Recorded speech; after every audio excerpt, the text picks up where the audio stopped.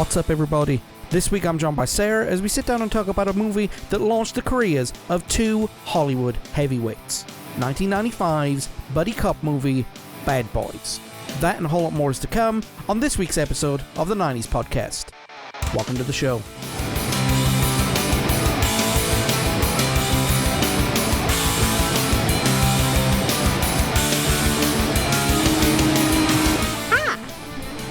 You frightened me by doing that. I literally was about to introduce everybody, and you jumped in and introduced yourself. That's awesome. Welcome, everybody. What's up, everybody, and welcome to the 90s podcast, right here in the Because of Me Network. Hope you are doing well today, and I'm joined by the incomparable, one-of-a-kind Sarah. No, there ain't nobody like me.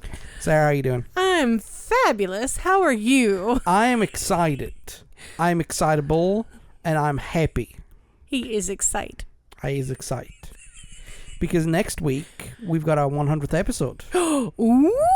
Yes, and I'll give more details of that as this episode goes along. Yes. But, yeah, I'm doing okay. You been doing okay? I am okay. I've done 2 live streams today. Did some pre-writing activities, plotting, whatnot, for a new pen name. And now I'm here to discuss a podcast with you. Well, that's good. I am glad that you've had a productive and busy day. I have had an extraordinarily pain in the rear day, but that's okay. You're looking at me very, very weird. What have I done? What have I said? You're making these faces. Are you good? Yeah, I'm good. I got something in my eye. It's an eyeball. Well, yeah, it's an eyeball. No, today I hit a mark at work in terms of my production, and it's the 4th business day of the month, and I have already equaled the worst month I've ever had on record. Hey. After 4 business days. I am tired. Yeah, and I haven't played Fallout today. Aww. Which was the plan, but then I realized I'm going to cook, so I cooked instead. That was good for everybody. But enough of that. We are here to talk about... We appreciate your sacrifice. Thank you. We're here today to talk about one of the last summer blockbuster movies of all time. Have you seen Bad Boys? I've seen Bad Boys 2. I actually haven't seen Bad Boys 2. Oh! No, not all the way through anyway. Oh! Oh! You can breathe in like that all you want to, you know. Anyway, Bad Boys. We're here to talk about the 1995 action car chase, lethal cop buddy car chase movie. Yes. That launched a career in terms of acting outside of small screen, and could have been very, very different if the original plans for the movie took off. So it's kind of a weird one. Okay. Well, let's take a look at some of the nerdy information, then we'll go into what we've got going on, okay? Okay, so Bad Boys, as we said, is an action movie. So sort of buddy cop. Yeah. So it's written by Michael Berry, Jim Mulholland, Doug Richardson, and George Gallo. The directorial debut. Oh, it was his debut? His debut of Michael Bay. Of the Pew Pew. Yes, the explosion guy. Well, it's produced by Jerry Bruckheimer and Don Simpson. In their last movie together. Through, production-wise, through Columbia and the Simpson-Bruckheimer Films outfit. It's distributed by Sony Pictures. It was released April 7th of 95. It did an impressive $141.4 million in 1995 money. That was some good money. That's a lot of money. With a profit of $122.4 million. So, hey, with a critical rating of 63%. The critical rating seems low, I think. But we get our critical rating through, averaging... He has a secret formula. Yes, by averaging the scores from IMDb and Rotten Tomatoes. That's 3 different metrics we go on. And it's the critic score, the tomato meter, and IMDb's user... You just gave away your secret score. It's fine. It's not a patent. It's a spreadsheet. Lordy help. But no, that does seem low for this movie, right? I mean... Well, yeah, but again, it's in $95. I mean, adjusted for inflation. No, I'm not talking about the money that came in. The money that came in was fantastic. Are you talking about the critical rating? The critical rating. It had its... I mean, for what it is, it's a great movie, but I mean, critically speaking, Well, I would have expected it to be at least 70, is what I'm saying. I mean, I can see why it wasn't. I mean, it's still a darn good movie. Okay. So... We can agree to disagree on that one. There's not really much about this movie that you can delve into the history of it and the production and everything like that, because it wasn't, as the critics would say, it's not a deep movie. No. It's got its funny moments. It's got its comedy portions to it. It was not meant to make you think. You were literally supposed to be entertained and watch some stuff go boom and laugh. Yeah. Well, here's the thing. Mm-hmm. Would you have watched this movie if it was called Bad Boys and everything was the same? All the action sequences were the same, shot for shot, except the two main characters were played by Dana Carvey and John Lovitz. Yes, that's what we almost got with this movie, people. This movie was written as a vehicle for Dana Carvey and John Lovitz. I'm assuming Lovitz was in Martin Lawrence's role. And Dana Carvey, the Will Smith role? Yes. I don't know, but that's funny to think about it. You're not going to put John Lovitz as Mike. John Lovitz as the ladies' man. Mike Lowry? No. Now, I realize this is 95 John Lovitz, but still. Oh, my word. Dana Carvey, too. I mean, they were trying to give him something to do after Wayne's this is World. before Turtle. So, I mean. That ruined his career. I know. But yeah, so it was Dana Carvey and John Lovitz. But after meeting with Don Simpson, Carvey broke away from the project immediately. Because apparently Don Simpson was a bit of a party animal. And Dana Carvey did not appreciate Somebody partied too hard for 90s Dana Carvey? I know. When I pulled the research up, the word horrified was used several times. I mean, I realize it's not David Spade, but still. I mean, did he just run around doing the church lady Satan? I mean, I don't understand. Wow.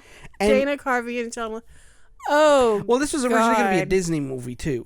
So this was going to be like PG. This was going to be Master of Disguise before Master of Disguise was, yeah. All right. Well, when the script was retooled, the main parts were going to go to Eddie Murphy and Wesley Snipes. Yeah. Okay, I can see that. I mean, they do good at it, I think.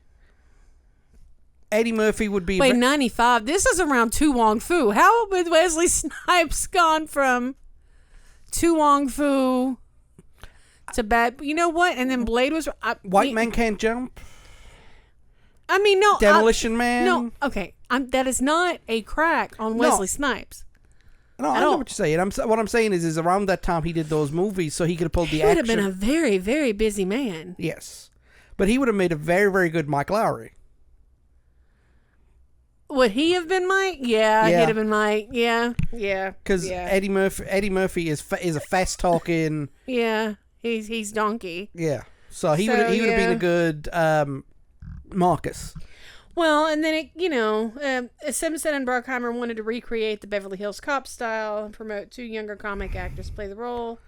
Which is why I'm surprised Eddie Murphy didn't get the part then, because Eddie Murphy's been very, very good about young black... It was very good in the 80s of bringing along young black comedians with him when he did his comedy roles. Yeah, but at some point, Eddie went through a little phase. I think he's still in it. Yeah, we're yeah. So they wanted to bring two younger comic actors to bring on the roles, and they settled with Martin Lawrence, and they were planning on bringing Arsenio Hall into it. Now, I didn't know he could act. Have you not seen? Coming to America? Yeah. I've seen it. But you got to remember, that was in 87. This is, 7, 8 years later. What did he do between Coming to America? He hosted the greatest nighttime show of all time. Okay, does that mean he was acting? He's still Arsenio Hall. He's amazing. I'm not saying he's not amazing. He didn't throat punch half the people that came on his show and acted like he liked them. I mean, I'm pretty sure that counts for something. No, that's true. That's true. But what I mean is that in 1995, I don't... Oh, in 1995, he was too busy letting Bill Clinton play the saxophone. Yeah, that's true. I mean, they wanted him on there. He turned it down, and now he regrets it. So the studio went to their second option, which was Will Smith. Okay. Now, they did have to fight to bring Martin Lawrence on board. He was their first choice. Mm-hmm. After Eddie Murphy and Wesley Snipes, when they ditched that angle. And ironically, another name that was thrown about was Lawrence Fishburne. Okay. I can't see him playing Mike Lowry. Oh, I could, because back then, oh yeah. Well, I only know Lawrence Fishburne back then for his like ultra serious roles. Yeah, but he can do dry comedy. Yeah. I mean, all good actors can do comedy. We've seen that with Tommy Lee Jones in Men in Black. Yeah. What's his name with the Meet the Parents series, whose name I've forgotten, and obviously the original Leslie Nielsen. Right. You know, because he was all... Right. But I don't know, just looking at this movie, right? And seeing all the little tweaks to the characters that they made, and the ad-libbing, and, you know, just the chemistry that Lawrence and Smith had. Yes. It's really hard to see any other two people who could take on these roles. You speak truth. You know. And especially when we come to the, facts and figures that we'll get to here in a minute, you know, after we go through the plot. But this was Will Smith as Sergeant Mike Lowry. Please don't. Please don't. Martin Lawrence as Sergeant Marcus Burnett. Mm-hmm. You had Tia Leone. Mm-hmm. I think this was her debut. Possibly. You know, I think she got an introducing graphic on at the beginning. You had, I can't pronounce this name, so can you help me out with this one? Tasheki Cairo? Cairo. Karyo. Please pardon my Caucasian ignorance on trying to pronounce this name, y'all. Well, he's Eastern European playing a Frenchman. Yeah, I don't want to mess it up. But he played Antoine Fouché. Yes. All right. So then you had the supporting cast, which was Teresa Randall, who played Teresa Burnett. The only other thing I saw her in was Beverly Hills Cop 3. Oh, okay. You had Joey Pants. Pantalano? Yeah. Playing Captain Howard. He'll always be Joey Pants after that VH1 show. Yes. Marg Helgenberger, who went on to CSI Vegas fame. She played Captain Sinclair. I think that's supposed to say Marge, but I'm not sure. It's fine. You had Nestor Serrano, who played Detective Sanchez. Julio Machoso, played Detective Ruiz, Saviero Guerra played Chet, the doorman. Guerra, played Chet, the doorman. Yes. Anna Thompson played Francine. Frank John Hughes played Casper. Ralph Gonzalez played Cooney. Mark Macaulay played Noah Traficante. We're gonna get letters. Emmanuel Zureb played Eddie Dominguez. Sean Taub played the store clerk. Freeze mother. No, you freeze. Yes, and playing JoJo was Michael Imperioli before he became Christopher Moltisanti in The Sopranos. Now, I did not know that was him. Now, we were watching this to prepare for this. We were having a rewatch, and I was like, oh, that's Christopher. And he was like, and then, of course, he's sitting there going through his brain trying to figure out who Michael Imperioli played. He was like, oh, yeah, that's got to be JoJo. Yep. Got to be JoJo the Time Man.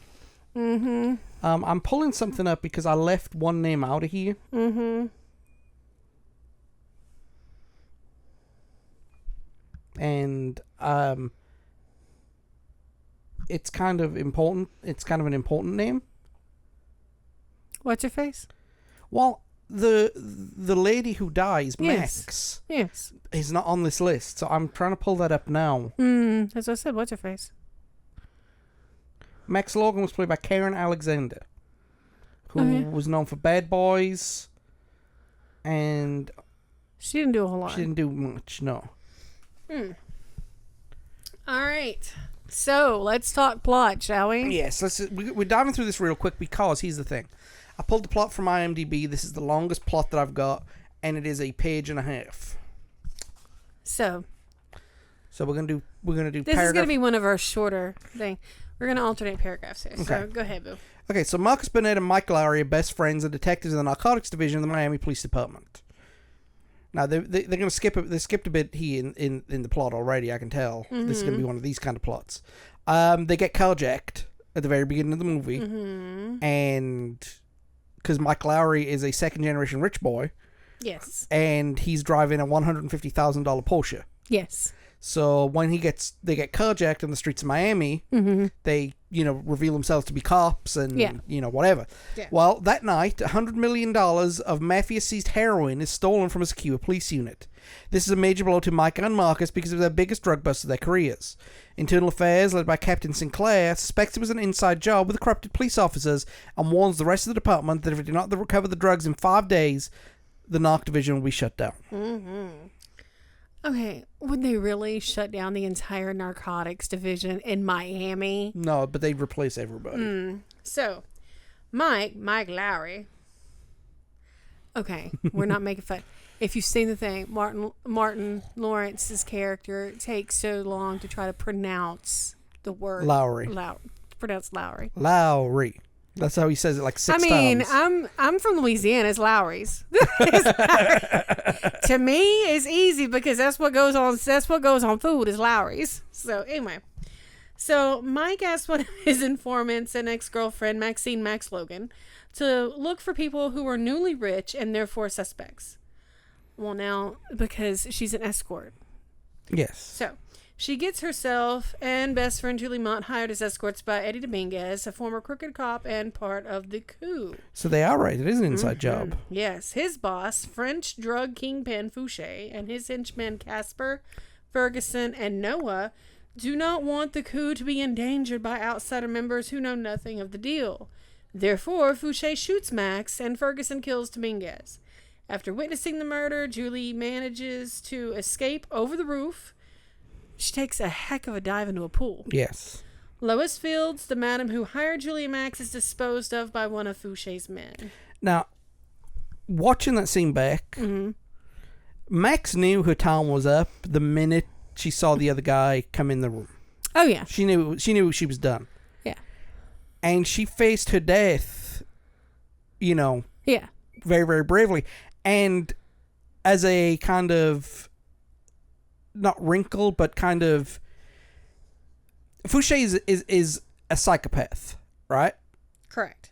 But he shows regret at what he had to do. Because as he puts the gun behind the pillow, you can see he closes his eyes and kind of... Yeah, to him it's a waste. Yeah.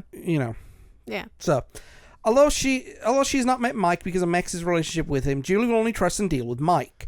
However, he is away when she contacts the police about the murders, threatening to run if she does not speak to Mike. Now, Mike is currently at the Madam Loie Fields' house. Yes. And he gets his behind beaten by Noah, who has just killed the Madam. Yes. So that part's not in here, but that's important. Yes. Marcus manages to convince... Captain Howard forces Marcus to impersonate Mike to get Julie to cooperate. Marcus manages to convince Julie that he is Mike Lowry, and together they escape from Julie's apartment after a shootout, during which Marcus manages to kill Raj, one of Fouché's henchmen. To continue the deception, Marcus and Mike switch lives. Marcus tells his family he's going to Cleveland for another drug case, leaving Mike to stay with them. Marcus then moves into Mike's apartment with Julie and her dogs. Just the one dog, right? No, Lukey and Dookie. Oh, I forgot about Lukey. I remember Dookie. I Forgot about Lukey. Marcus poses as Mike whenever they're around Julie. Marcus poses as Mike while Mike poses as Marcus. Mm-hmm. Now, there's a real good scene where they're playing basketball. Yeah. Everybody wants to be like Mike. Yeah. So the investigation proceeds with Mike and Marcus calling on their old informants, including Jojo, a former chemist and drug convict who now works at a tire shop. Later, Julie identifies one of Max's killers while looking through mugshots. The two cops then head off to Club Hell, one of his known hangouts. Unbeknownst to them, Julie has followed, eager to dish out revenge on Max's killers. Though the criminals spot them first, after a brief fight between Marcus and Casper in a car chase, which ends with Noah getting killed by Mike, all three manage to escape. The incident is caught on camera by a news helicopter. The subsequent report is later seen by Marcus's family. Oops. Dun, dun, dun. Now, one of the things that Marcus is presented as is a sexually frustrated officer.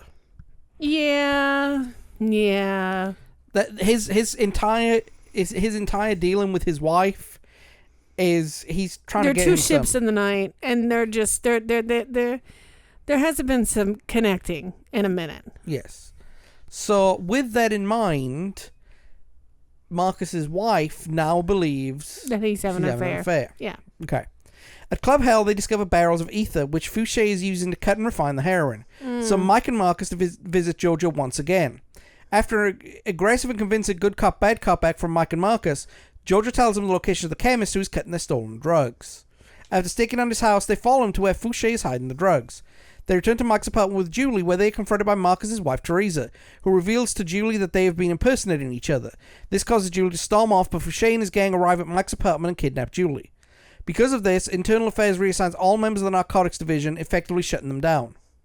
Captain Howard delays in order to give Mike and Marcus a chance to rescue Julie and get the drugs back. Right. Now, one of the things that the helicopter thing, and they kind of, as the movie goes on, okay? Right. Julie's character should only be caring about Max's killer. If that makes sense. The drugs, no meaning to her. Right. That's not why she's in protective custody. Right. But as the movie goes on, the Max's killer angle gets smaller and smaller and smaller till it's almost non-existent. That might have something to do with that 63% rating. Probably. Lack of continuity. All right, but so here we go. Marcus, Mike, and two other detectives, Sanchez and Ruiz, organize a plan to stop the criminals from killing Julie and selling the drugs. A final shootout erupts between the group of cops and the drug dealers at the Opa-locka airport. Marcus is shot in the leg after saving Julie from Fouché, but manages to kill Casper by shooting some nearby barrels of ether, which blow up Casper and some nearby thugs. After Mike kills Ferguson, he attempts to catch Fouché, who shoots Mike while escaping the building, which is now on fire, but he is rescued by Marcus and Julie, who left to get Mike's car. Now, as we mentioned, Mike's car is a Porsche 911. So, yeah. So, and one of the constant threads in this movie is that Mike can't stand Marcus's driving. Right. He drives slow. He drives like a grandma. He drives like a grandma. Mm-hmm. And Mike can't stand that. Mm-hmm. So as they're driving in this car chase, he's like, "Oh, that bullet wound seems to improve your driving skills, huh?" One of my favorite lines in the movie. Marcus, Mike, and Julie chase Fouché Shelby Cobra in Mike's Porsche 911. That means absolutely nothing to me. It's in Eleanor. Is it Eleanor? Yeah. Okay. That means absolutely nothing to me. Unfortunately, I do not know the breeds of cars. But I've made you watch Gone in 60 Seconds a few times. I love that movie. I'm not a big car movie guy, but for some reason I love that movie. Is that eligible or is that after 2000? We should do a season of honorable mentions. We should do. Like almost. We'll call it the horseshoes and hand grenades season. Like it can be everything in like 89 and 2000 that we didn't put in. Yeah. That was this close. Just close. Okay, keep going. Anyway, Marcus bumps Fouché into a concrete barrier, but he manages to escape the wreckage. Attempting to run, Fouché is shot in the leg by Mike. Fouché, knowing he's being beaten, tries to goad Mike into killing him, for which he almost does as revenge for Max's murder, until Marcus prevents it. While on the ground, Fouché pulls out a concealed weapon and aims it at Marcus, but seeing the reflection on his partner's forehead, Mike spins around and shoots Fouché a number of times, killing him. Now, that was... They brought up Max's murder. Mm-hmm. Good, because they kind of glossed over that a lot. So, later, after Marcus and Mike profess their brotherly love for one another and their relief in surviving the gunfight, Marcus handcuffs Julie and Mike's hands together and hobbles away, hoping for some much-needed quality time with his wife so he can reconcile with her for his actions. I love that line. Mm-hmm. I'm going to repeat it. I'm going to bleep it out. It's like, I want home for some quality time. You got shot in the leg. You probably don't work. Anatomy is not on Will Smith's right. I will say though that I remember seeing an interview with Smith after this where he noted that this was the movie, this was the role that led to him being seen as somewhat like he had never been anything where he thought he had been seen in a sexual manner. Yeah. Cuz he was young. I mean, even though he was physically older than the character he portrayed in Fresh Prince, he was still a younger dude. You know what I mean? Like, yeah. I mean, but the part where he takes his shirt off and he went to go see it in the movie theater and he's all incognito, and the part where his shirt's up or whatever, and the women in the theater going, "Oh," he said, I was like, hold up. Well, this is the thing. Like, there was a scene, the scene where they kidnap Julie from the hotel, mm-hmm. and Mike chases after them with his shirt undone. Yes, that scene. Yeah, he was supposed to be topless, and he felt self-conscious. Well, yeah, because he'd never done it before. He had never been in a scene or been in a role where, you know what I mean, like he was supposed to be the sexy dude. Yeah, and so imagine being Will Smith and just thinking that you ain't that great. That. Yeah. Yeah. Yeah. But, you know, Will Smith was a young guy at that point. Yes. And, you know, his roles up until that point, Fresh Prince aside, had been minor roles. Right. Like Made in America, he was like 8th build or something like that. And that's a movie that I like. Right. You know, Whoopi Goldberg did a lot of good movies in the early 90s. Yes. You know. But I think this movie showed his range of what he could do, because he did do a lot of serious stuff in this movie. Yes. And he did do a lot of comedy stuff in this movie. But the comedy stuff came from The Fresh Prince, so you kind of expect that. Right. Basically, they got Will Smith. Yes. Will Smith is Mike Lowry, or Mike Lowry is Will Smith. They are the same person. I mean, I could see Mike Lowry slapping the mess out of Chris Rock. Yes. Wouldn't do it to The Rock. No. No. Kid, maybe. Sorry. But The Rock, no. All right, so let's look at some behind the scenes stuff, y'all. All right, so Michael Bay did not like the script, so he asked Smith and Lawrence to ad-lib. He also would feed lines to Smith and Leone to say so that Lawrence would react. However, Smith would not say the line, "I love you, man," and would argue with Bay for a whole day until he exasperated by telling him to do whatever in the F you want. And then Smith would say the line. Bay wanted to show the camaraderie of Burnett and Lowry. Yeah. Yeah. Lines like two in the sea and the convenience store scene from Freeze Mother were totally ad-libbed. That right there, the convenience store scene. Uh-huh. It's just after the club, whatever the club's name, car chase was. Club Hell. Club Hell's car chase. Yes. So they go into a convenience store, and because they've got guns, the store clerk thinks that they're robbing them. Yes. And he pulls out a gun, and then when they both point the guns at his head, it's like, now back up, put the gun away, and give me a pack of Fruit Bubblicious.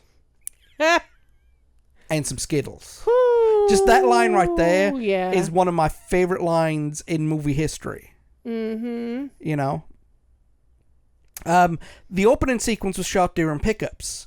So, what they wanted to do with this movie is, yes, Miami is a dangerous place, and it's full of drugs, and, you know, people want to do that. They wanted to show the more laid-back life that people who are not in that world can live in Miami. Right. So they showed, okay, it was a carjacking, but at the same time, it was broad daylight.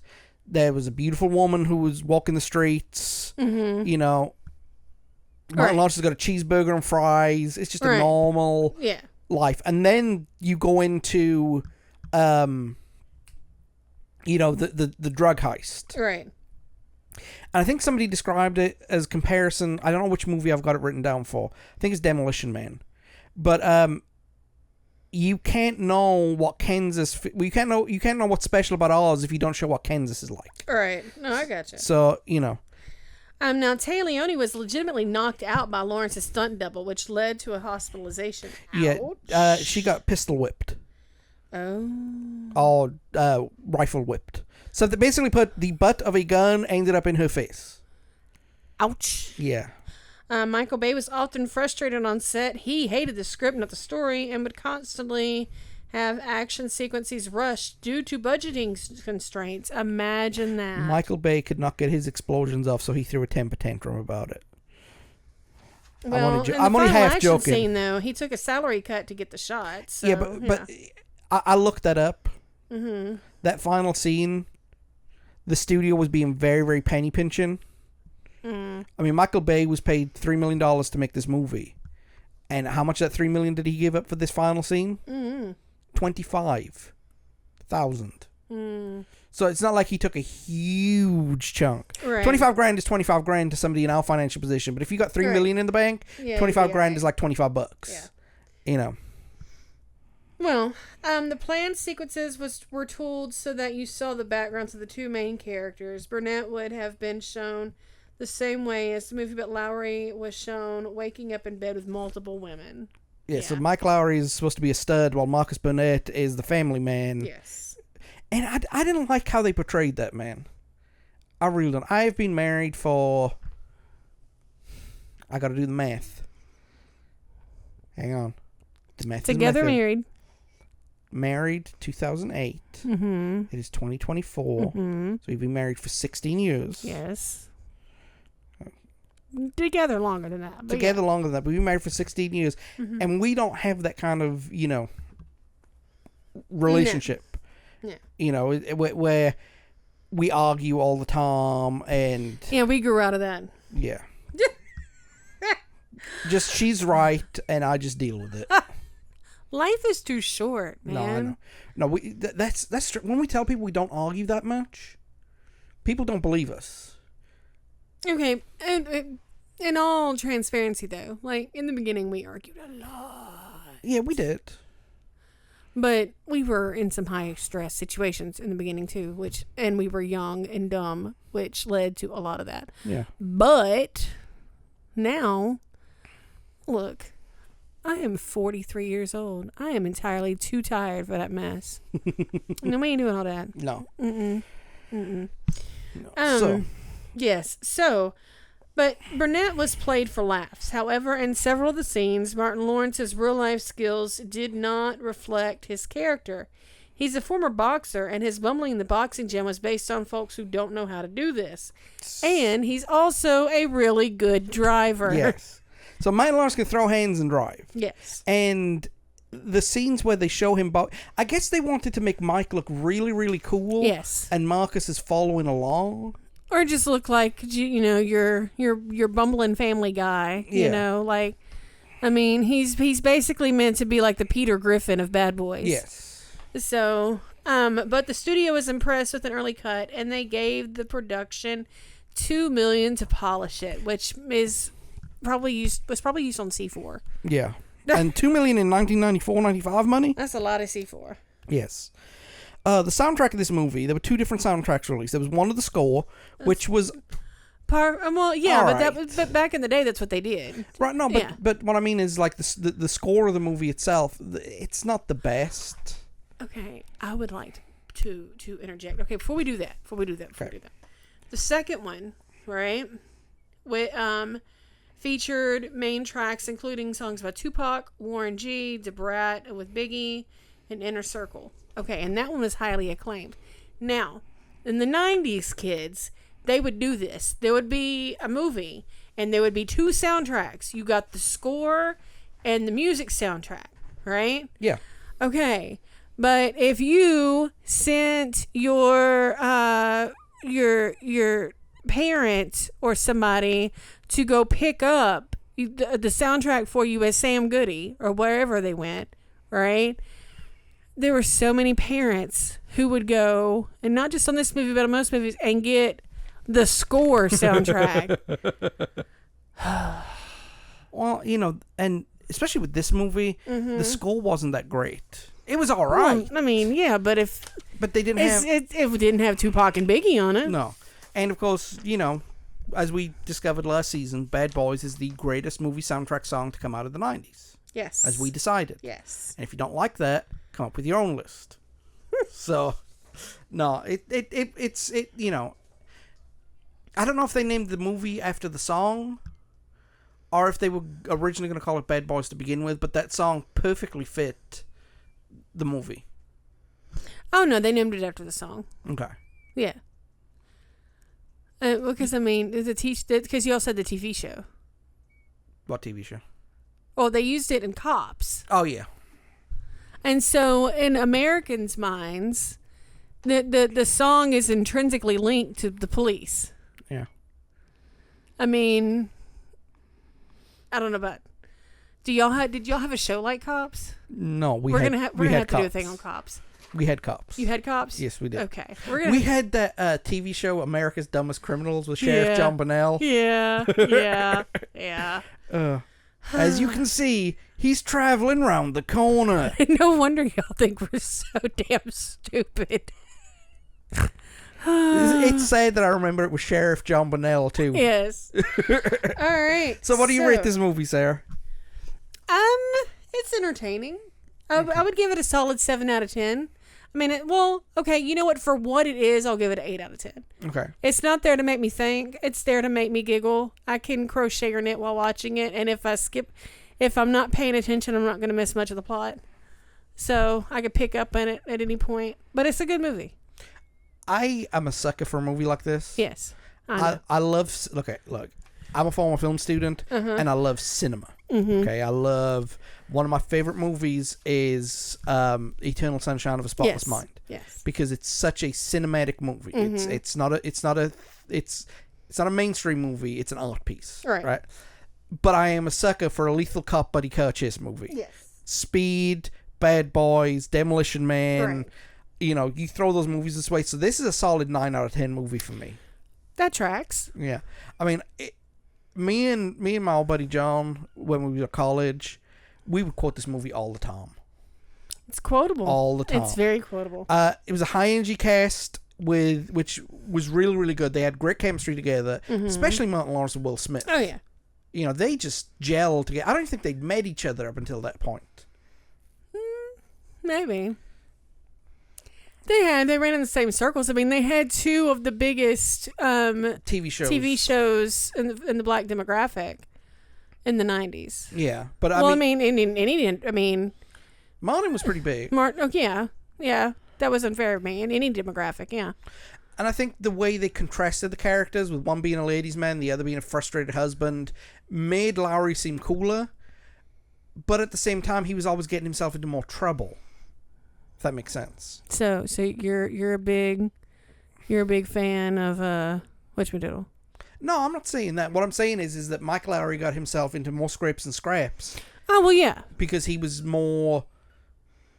Devil may care. Yeah. He didn't have any responsibilities, so he was more... What's the word I'm looking for? Reckless. Mm-hmm. The only thing I didn't like about the movie was that the film lost track of Max's killer. Mm-hmm. Which was... continuity issues. Yeah, which was which was Mike Lowry's entire motivation for this. Supposed to have been, anyway. Supposed to have been. After the Club Hell sequence, they don't mention her name once. Yeah, even though the plot said... Right. It didn't mention Max. Right. Cairo played the European villain evil well at a time when that kind of villain was in fashion. Yeah. I mean, you only gotta look at a James Bond movie. Right. But, yeah. So, what did this movie do? Well, it spawned 3 sequels as of date. Mm-hmm. The newest one is just been released. Yes. Bad Boys Ride or Die, which sees the demise of Joey Pants. No. Yeah, that's not a spoiler, by the way. That's in the trailer. Yes. Great. Bad Boys 2 is a recurring joke in Hot Fuzz, which we quote all the time. It's another seen quotable Bad movie. Boys. You've seen Bad Boys too. Yeah. Which one do you want to watch? Which one would you prefer? No, we're going to watch them both, but which one do you want to watch first? Launched the Hollywood careers of Michael Bay and Will Smith. Yes. I mean, this was a good baptism of fire for Michael Bay. Yes. To work on a movie like this. It's hysterical that you said baptism by fire and Michael Bay in the same sentence. And it was the last of a comedy summer blockbuster. Because after that, I don't think there was any more comedy summer blockbuster. Yeah, there was. Like? Rush Hour. Have you seen Rush Hour? Yeah, I've seen Rush Hour. Do you understand the words? What's the best way to say this? Okay. The summer blockbuster was essentially an excuse. Oh no, I mean it's one of the, yes, but it was the last. No, but that's what I said. It's one of the last. I mean, the comedy action summer blockbuster needs to make a comeback. I'm down with that. And it needs to stay out of the comic book realm, and it needs to stay out of the sci-fi realm. It needs to be another, it's with the current state that we live in this country and in the world. Having a Lethal Cop Buddy Curtis movie might seem a little passé, but something has to be done. Some good blow them up. Or, yeah, I mean, dude, where's my car or something like So, yeah. I mean, comedy movies are fine, action movies are fine, but you gotta blend them both. I'm down. Yeah. So we've kind of pulled Tom as much as we can.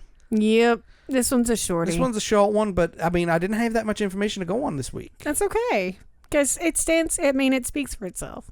Yeah, it really does. It stands up 20 years later. Yes. So without cell phones. 30 years later. Did I say 20? Yes. 30. Excuse me. I mean, I'm okay with you saying 10, because the 90s was 10 years ago. I don't care what anybody says. And the 80s was also 10 years ago, right? Yes. Yeah. So that's going to be it for this week. Sarah, I'm glad I had you on, in spite of my tiredness. Oh, thank you. You will be back in 2 weeks' time. I will. Where we talk about female patron saint of the pod. Yes, we'll make our bed and lie in it. Yes, we're going to talk about Hall. Yes. So that's going to be a lot of fun. We're going to record that later this week. Mm-hmm. And I'll give you more details about next week, because next week I'm doing something a little different. Ooh. Yes. What you doing? Well, I'll tell you in a couple of minutes. Darn. Yes. I'll be back here in a couple of minutes. Sarah will be back next week. And you get to listen to this generic knockoff Bad Boys music while we play. Do, do, do, do, do, do, do, do, do. Not that. Not that. No.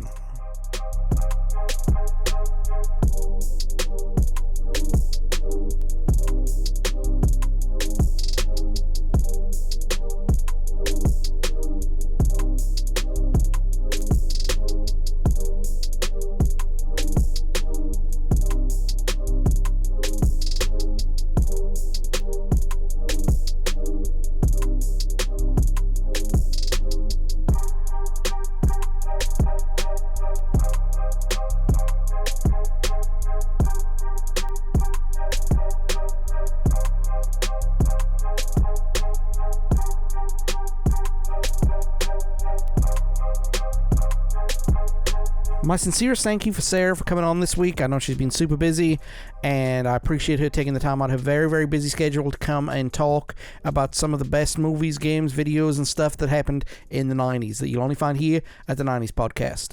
She will be back in 2 weeks' time, where we talk about an album that she loves and I've only listened to about 3 times. It's going to be Halls Live Through This. We've done a mini review on it. We're going to do a full deep dive into everything that went on with that album, okay? And it's going to be a tough episode, and it's going to be our first explicit episode of the season because of the subject matter and everything going in that, because Courtney Love's lyrics represent a lot of stuff, and it's very, very heavy material. So it'll be an explicit episode. But that's 2 weeks' time. What are we doing next week? As I've mentioned before, we are doing our 100th episode. Yes, what we've done 99 of these. Next week will be 100. I can't believe we've done 100 of these things. 99 of these things. It just a lot of work has gone into it, and I want to thank everybody who's worked on it in the past, in the present, and will work on it in the future. I've run out of words to say. So what are we doing for our 100th episode? Are we going to be doing something special? Kind of. I didn't have anything planned for the 100th episode, and I'd rather do something unique for it, or unique for us. So we're doing what every TV show, what every radio show does when they reach a certain amount of episodes, and we're having a cheesy clip show. So we're going to pick the best moments from the past 99 episodes and put them in one place for you so you can listen to them. I know it's uninspired, but oh well, it's my podcast. I've done 99 of them. I'm going to do 100 of them. This is going to be what we're going to do. So yeah, it's going to be a lot of fun. I had a lot of fun picking out the clips too. We've got some guests that haven't been on in a while. It's good to hear some old voices back on here. Yeah, so it was a lot of fun pulling the clips and hearing what folks had to say, because I'd forgotten a lot of this stuff. And yeah, there's a lot of things that we've got going on. So that is it though for this week. I really have nothing major to say this week except, enjoy your Sunday, enjoy the rest of your day. If you like what you hear, go check out becausemaybepodcast.com. This you find all of our archive, everything we've ever done ever. That includes the 90s Gamer, which should be coming back soon, but I haven't got anything concrete going on right now. I've got to do a little bit more research and whatnot to get that up. But you can watch all of our old episodes of everything from Pokemon Blue to Pokemon Red to Monkey Island to Oddworld to Mario. Yes, you can check out our Dead Streamer where we've done a whole Mario series on there. That was a lot of fun. Go check out our website, becausemaybepodcast.com. Go check out anywhere that you can find podcasts. We are on Apple Podcasts, Google Podcasts, Podchaser, Pandora, YouTube, Spotify, iHeartRadio, TuneIn, Podbean, or Amazon Music. And of course, don't forget to check us out on social media. The link is in the description of this podcast. And yeah, that is it for this week. So, have fun. Enjoy the rest of your day. Take it easy, everybody. Bye.